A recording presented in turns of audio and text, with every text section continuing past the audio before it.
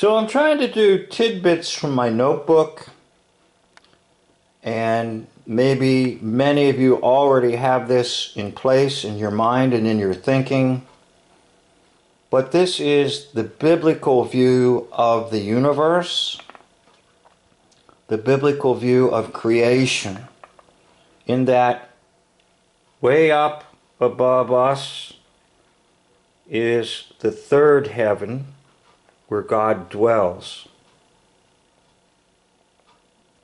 Now there's what you call a second heaven, and that is the area that's above us. And then there's the first heaven, which is where the sun and the moon and the stars are. Now the sun and the moon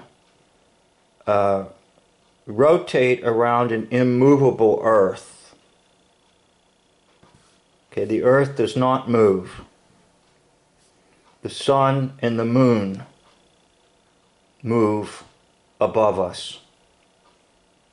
Now I remember questioning this because I have been so indoctrinated by educational system that I did find it a little hard to believe that the earth was immovable and not rotating and orbiting and all that kind of nonsense. But what sealed the deal for me was I did some international traveling, and I was in a jet flight for up to 15 hours, and everything was sort of dark in the plane, and somebody yelled out, "Oh, the sun, the sun." And we thought, well, great, we're headed in that direction. Well, as we approached it with the plane, say my finger's the plane, we couldn't reach it because we didn't move, but the sun actually was moving. And with my own two eyes, while I was in the jet plane, I basically observed it, that even though we were flying directly toward it, we couldn't reach it because it was moving away from us. Now, that was a once-in-a-lifetime experience for me. But it confirmed to me that the earth is immovable and the sun and the moon are the ones that are moving. Okay? So we are geocentric, not heliocentric. And that ties into the whole area called the Enlightenment and all that, and how a lot of that was false. But anyhow, is the earth a circle or a square? Well, my thinking is that it actually is a circle within a square. That's why the Bible talks about the four corners of the earth. Now, it could be the opposite. It could be a square within a circle.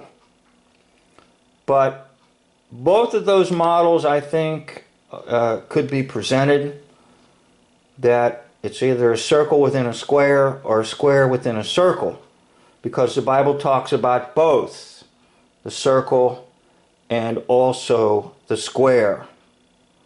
So you also got an ice field, and I diagrammed it such that the earth is actually basically a square, but there's a circle within it. So as you get out from the realm of the square, of the circle, towards the square, there's ice. It is cold. So what's beyond over here? Well, that's the unknown. But it doesn't matter, because all you really need to know is that you are on an immovable earth. The sun and the moon go around you. And up above you is a firmament, which is like a big glass dome. And above the dome is where God dwells. and where that place is that we call heaven. And the Apostle Paul tells us in Corinthians that it's the third heaven.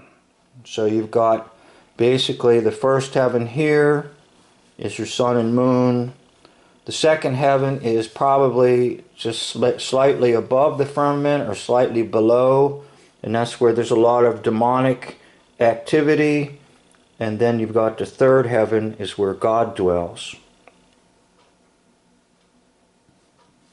And that's why you hear a lot of people quoting that demonic phrase, as above, so below. But what they mean is, as above in the second heaven, where there's lots of demonic and powers and principalities activity, evil activity, as above in the second heaven, so below. They want it down here.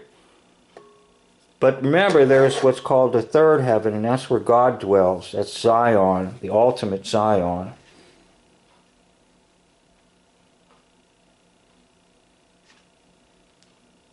So here you are. You're on the earth. It's immovable. The sun and the moon rotate around you.